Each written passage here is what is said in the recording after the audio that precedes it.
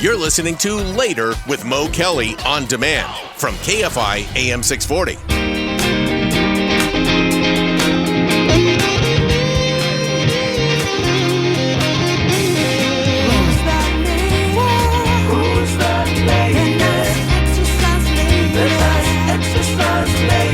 She's Claudine Cooper, the best exercise lady. On Wellness Wednesday, the best exercise lady. She will teach you all there is about wellness and fitness. And as her motto says, your short workout is better than no workout. Oh, better than no workout, baby. KFI AM 640 is Later with Mo Kelly, live everywhere on social media and the iHeartRadio app. Claudine Cooper now joins us in studio. She's back. She was away for a while.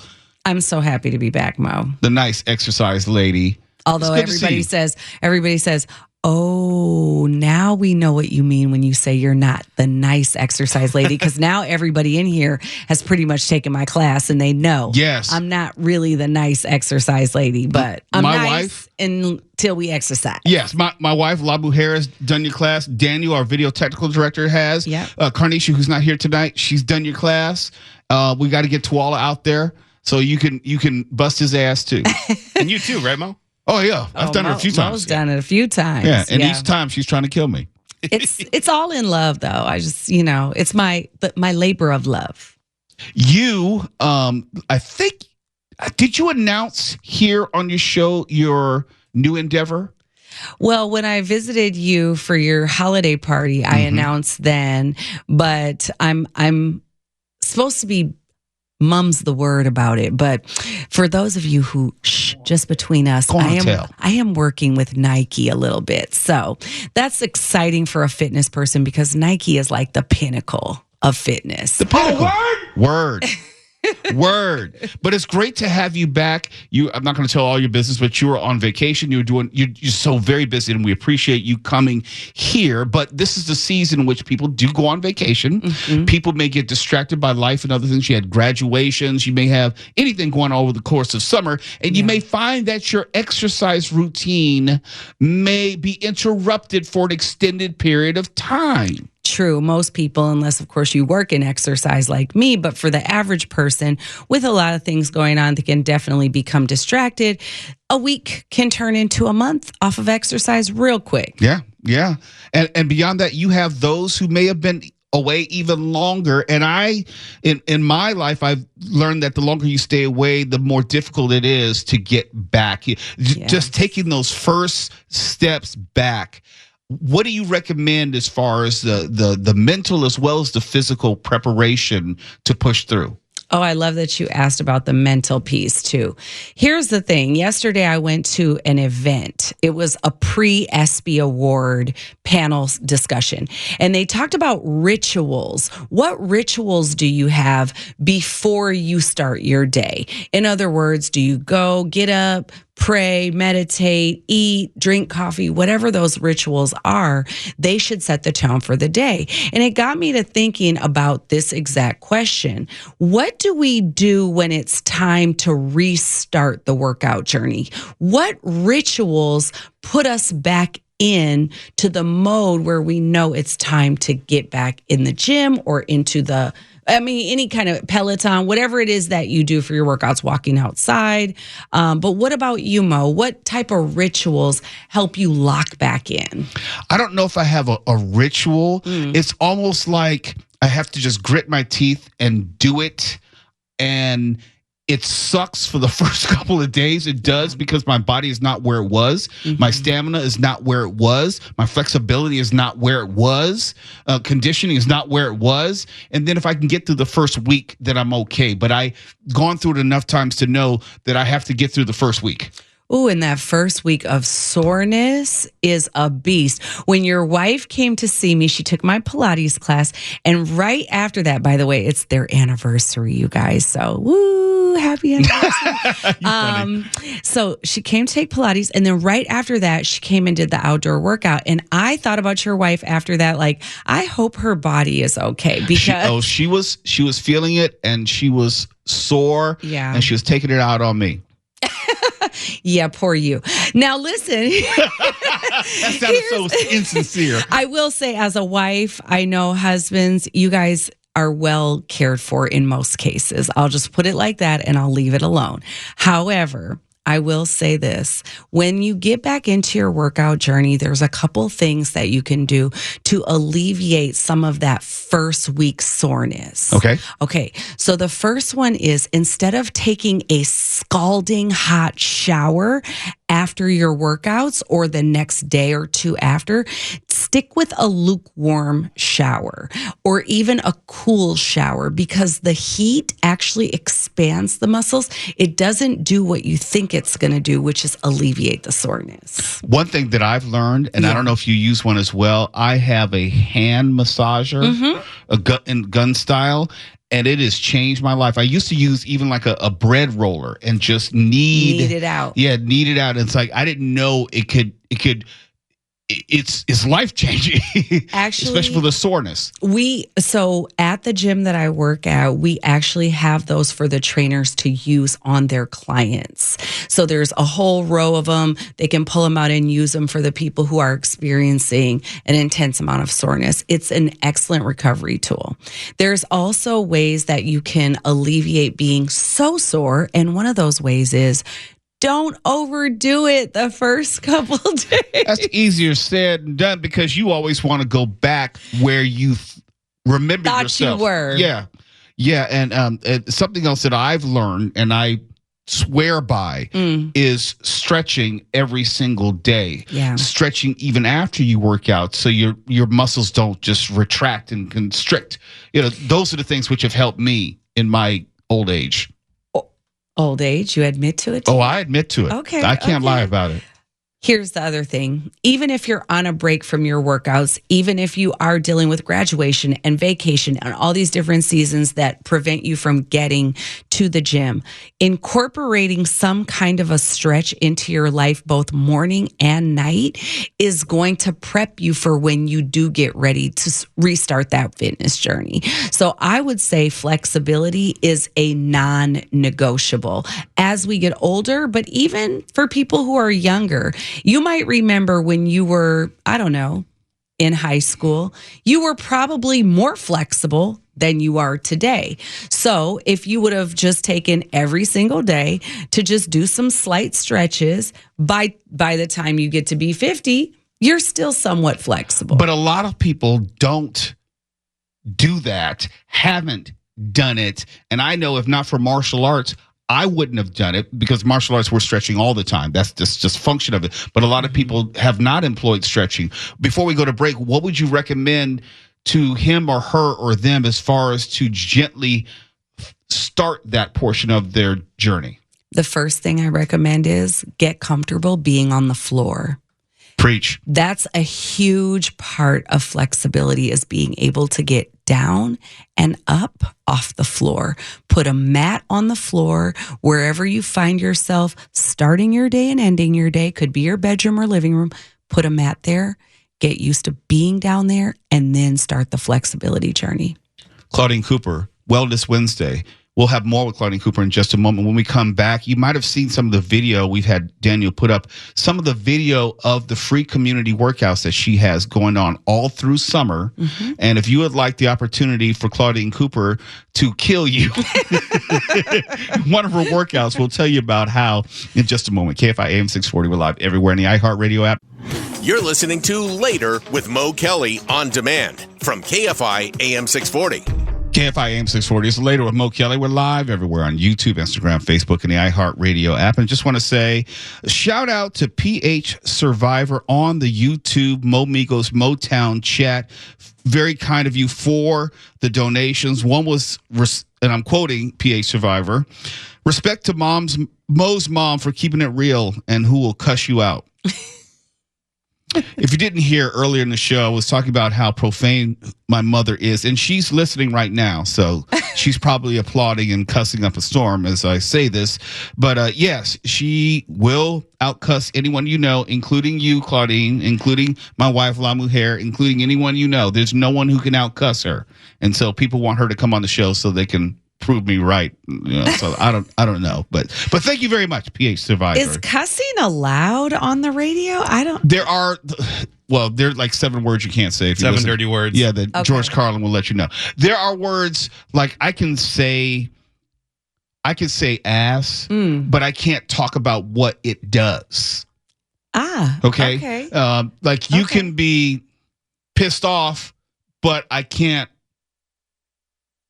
Got it. Opposite. Things like that. You know, there are things, and the FCC, you're not supposed to be gratuitous. I can't do it every single segment, but I'd like to push the boundaries. And Mark, he'll say something which will go right up to the line every now and then. Bite your tongue.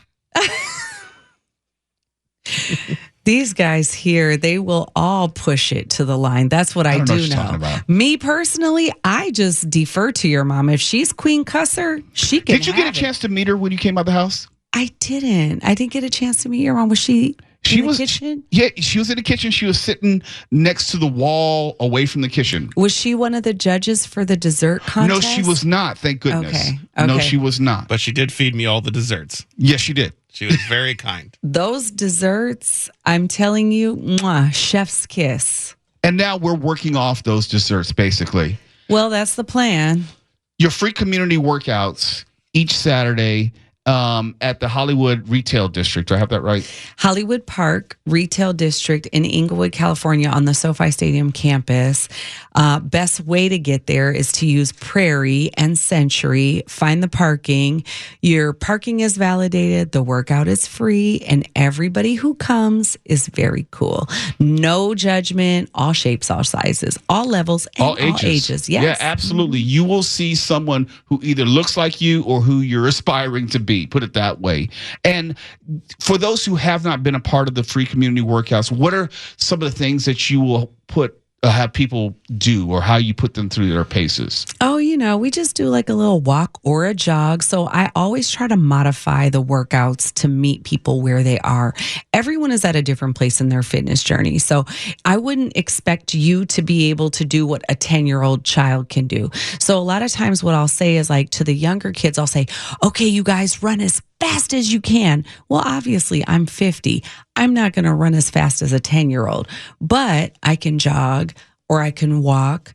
And then we do things like squats and jumping jacks, all modified as needed. So really body weight conditioning is my specialty. I've been working a lot in the Pilates space lately, which also incorporates a lot of body weight work as well. And if you're looking at the video, that doesn't even give it real justice. There are easily a good 100 people out there most Saturdays. And even more so now because we're wrapping up a summer series, which means that there's a block of classes that are held during the summer, and then we take a break, and then we do a block of classes that are held in the fall. So if you want to come, the best time to come is between now and the end of July. There's going to be a big splash on July 26th, which is Saturday. We're going to have some events, some free stuff, and that would be a great day for everybody to pull up. And it runs how long? It's only about 45 minutes. We use about 15 minutes to socialize, maybe go over to the farmer's market, check out the gym. For people who have never been to that area, Inglewood has really developed and grown over the last, let's say, about 5 years or so. Mm-hmm. Very quickly, how can people get in touch with you and see more of what you're doing, be a part of what you're doing? Well, I'm always happy to respond to messages, but it's gotten to the point where I've gotten some crazy, kooky messages. So no, I don't know if it's your show. I'm not sure what's going on, but you're famous now. I'm saying that. Look, I understand. That's all I'm saying. I never really wanted to be famous, Mo. I just wanted to teach my workouts, mind my own business, go raise my children, be married to my husband. Live a very simple life. But here I am on the show with you. You are a person of faith, as I am, and sometimes what is for you is bigger than what you might have envisioned for yourself. And that is indeed a word and a sermon tonight, because I definitely did not envision half of what's going on in my life. And I'm very thankful. I'm very grateful. But you asked how people can reach me. My website is ClaudineCooper.com. I do respond to messages, but the ones that seem sane. I just tell them, Don't be an ass. that's be a good one. respectful. Yeah. Yeah, I always say address me as you would if we were on the street. And if you don't have that modicum of respect, just put delete. Don't even send a message. Something about that keyboard makes people very courageous. Yes. And I'm not exactly sure why. Something we can explore next week. But you're saying as far as contacting you, they can Just go to ClaudineCooper.com. There's a little message bar in there. You try to make it simple and everything. Everything. It's great seeing you. It's been more than a month, and hopefully it won't be a month until we see you again. I hope it won't. I plan to come back next Wednesday if you'll have me. We'll always have you. It's Later with Mo Kelly, KFI AM 640. We're live everywhere. On YouTube, you can see the show on YouTube, Facebook, Instagram. You can always listen to us anywhere on the iHeartRadio app. You're listening to Later with Mo Kelly on demand from KFI AM 640.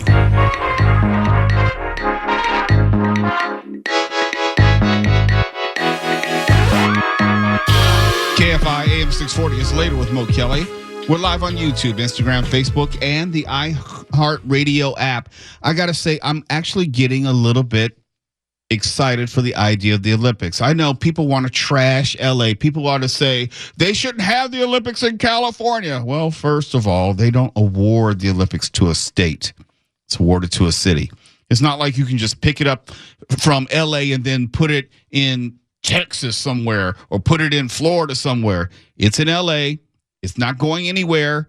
And if they should have to remove it from LA, let's say, unfortunately, there was a disaster or something, they're not going to keep it in the same country. They would probably go to another city which already put in a bid, or a city which has previously hosted an Olympic Games, meaning there is no way on God's green earth that Dallas or Miami, Fort Lauderdale, any of those cities will be hosting the 2028 Olympics, no matter how much you want to hate on the city. But if you know anything about the Olympics, the games, how they're scheduled, is really important.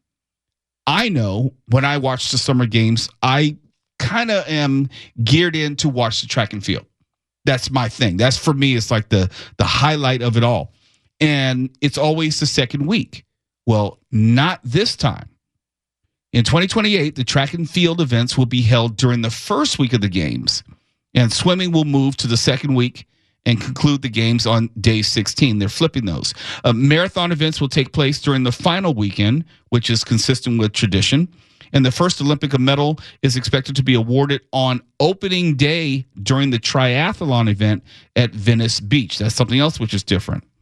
Day 15 will feature the most medal events with finals in 19 individual sports and 16 team medal matches scheduled on what organizers are calling, quote, the single most action-packed day of the LA28 games, close quote. And if you have seen other games, you know that it kind of winds down as you get closer to that 16th day. This is going to be completely different, where they're going to front load it with track and field at the beginning, but they're going to award the most gold medals at the end of the games. And so that should be pretty interesting as far as if you follow the medal standings, what could change in a given day right at the end. Now, it'll probably be the United States on top, because whenever you have the United States or a city in the United States hosting the games, we as the home team, as they say, usually do much better than the other countries. I would hope, and this is one time I'm actually going to try to use my media credentials to get in some of the games. And whenever that opportunity opens up, I want to be in the house for some of them, because this will I know for a fact, this will be the last time it'll be in LA in my lifetime. You're not going to come back another time while I'm on this earth.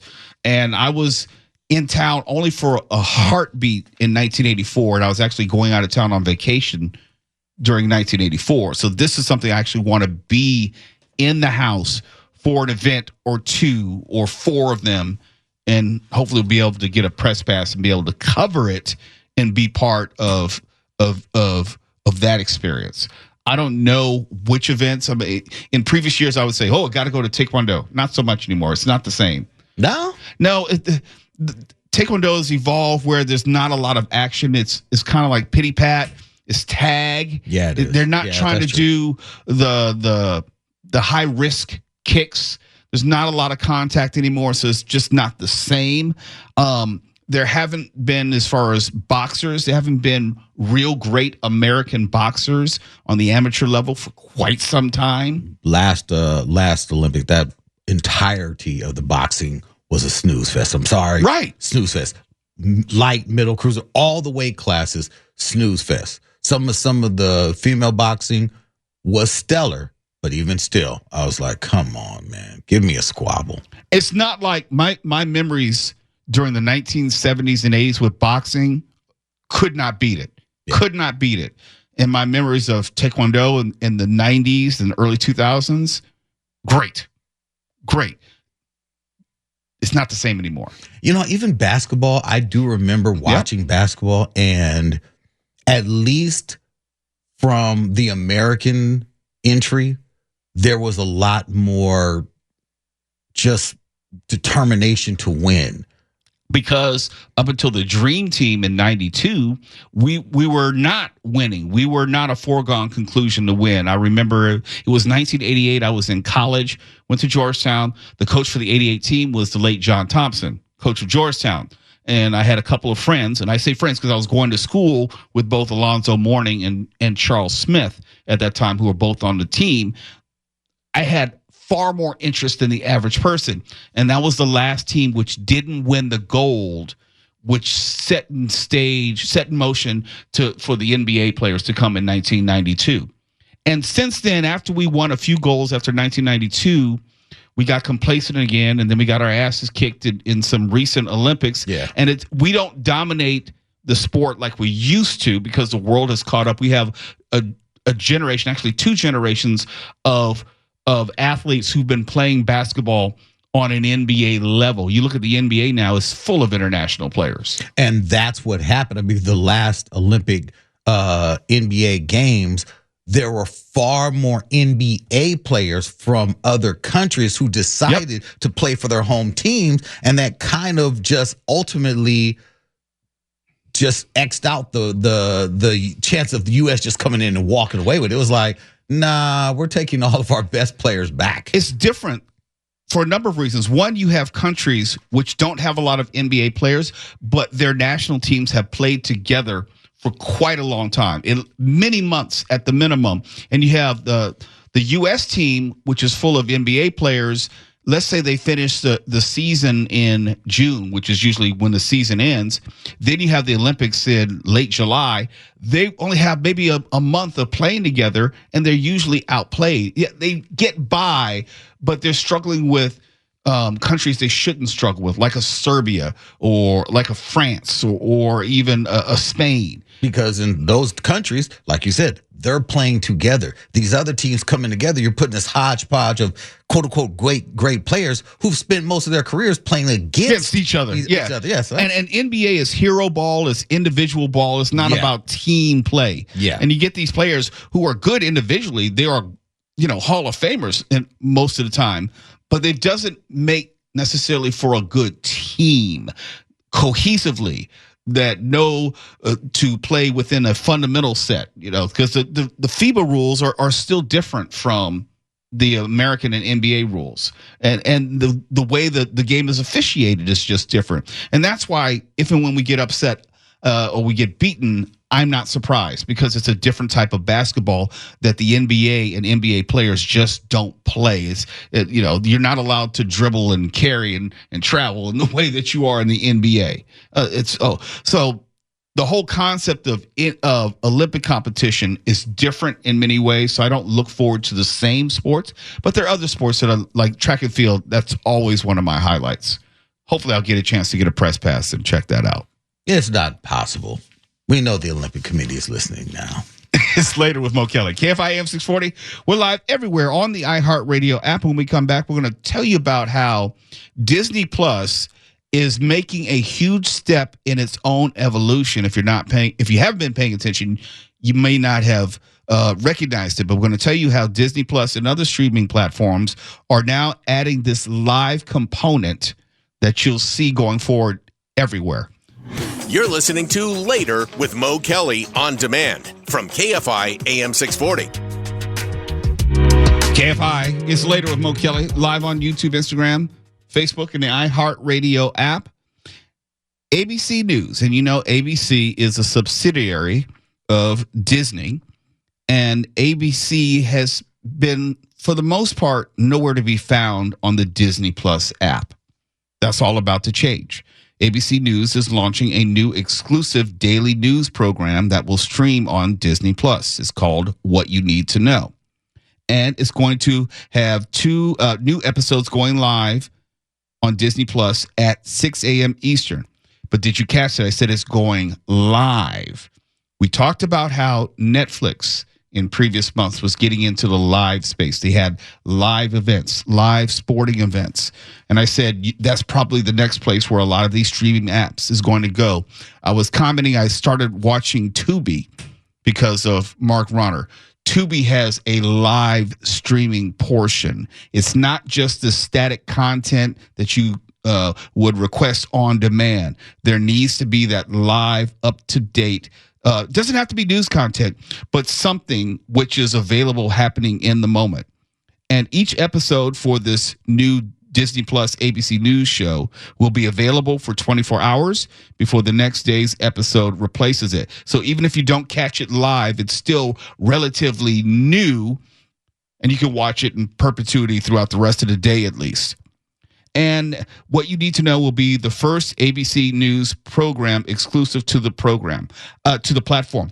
I thought originally that Disney was going to get rid of all things ABC. I thought they were going to get rid of their live TV component, or at least the networks portion. But maybe they've rethought that, and they thought that there is a way they can use this to enhance the Disney Plus streaming platform. Because we've talked about how streaming has now eclipsed viewership of both broadcast and cable. And if you have a live component which you could seamlessly feed into your streaming platform, yes, it does make sense. Because at this point, just about everyone is streaming something. You might be streaming the video portion of this radio show. You might be streaming your music if you're listening to the iHeartRadio app. People now are accustomed to streaming their media.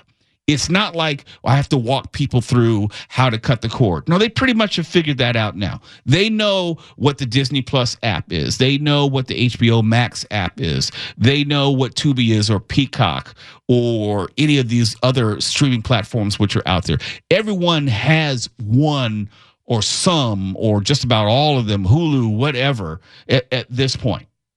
It's interesting that they're doing this on Disney Plus, because they could easily do this on Hulu, which, if it's news, you would think, since Hulu leans a little older already, that would be where they would put it. And Hulu carries a lot of the ABC content that may show. So I'm just curious as to, like, why did they choose Disney Plus, which on the surface targets a younger audience? I would put it this way.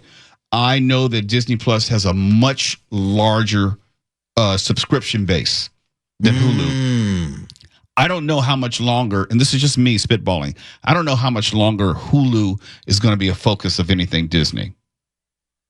I don't know that they're in the big picture future plans of Disney.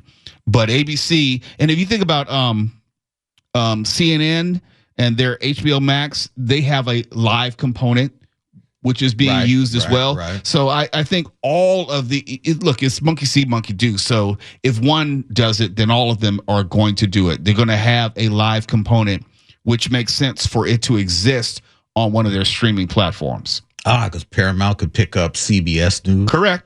Okay. Paramount does. As a matter of fact, I'm almost positive it has. I don't have the app. No, I do. I just have to check it. I'm pretty sure it does have live CBS News on it. Okay. I have so many platforms and apps that, hey, Mark, does Tubi have the live CBS News? I know some of them have. I don't know what live stuff Tubi has on it, because I never look at that stuff. I'm always looking at their old cult films and classics. But it does have that live component. You're going to say, Stefan? You're right. Paramount Plus does have live news, specifically CBS. I thought so. Yeah. Okay. So this is basically everyone falling in line. It's like, we have this added live content. It should live on our streaming platform somewhere. then what's going to happen to like CBS local or ABC local or just This is just national. This is just the national feed. Okay. Yeah, this is just a national feed. Now, of course, your local station, if you're talking about like KCAL 9, you can go to its website. But they're not, at this point, they have not put the local feeds up on the streaming platforms, the main streaming platforms. Okay. I mean, there'll be a bunch to put up there, unless you just put up the major cities. So this would just be a general news program. Hey, here's everything that's happening. Yeah, think about it like if you watch ABC and it's like ABC News Tonight, you'd have the major national programs like Good Morning America or what have you. Gotcha. And you would be able to see those. But as far as your local news, you have to tune into ABC 7. Okay. Yeah, this is going to be the future where if it's not already done, you'll have these live news feeds and special programming available on all the streaming apps because that's where people are going. You're going to go to where the eyeballs are. And also on broadcast television, if you have a show, you can't have it sit there for 24 hours. It's linear programming. It's not set up for that. Right. Is that where you get, or where do you get your news, Mo? Or do you do it on Hulu? No, I have Sling, so I have the actual channels. Oh, that's right. I have I have my local channels, and I also have the national channels. I got a little bit of everything, but I mean, it'll be weird for me to open Disney Plus to get ABC News. I'm not there yet. I can just find ABC News. I'm not going to Disney Plus unless they make me. It's later with Mo Kelly. KFI AM 640 Live everywhere. The iHeartRadio app. KFI and KOST HD2, Los Angeles, Orange County. More stimulating talk.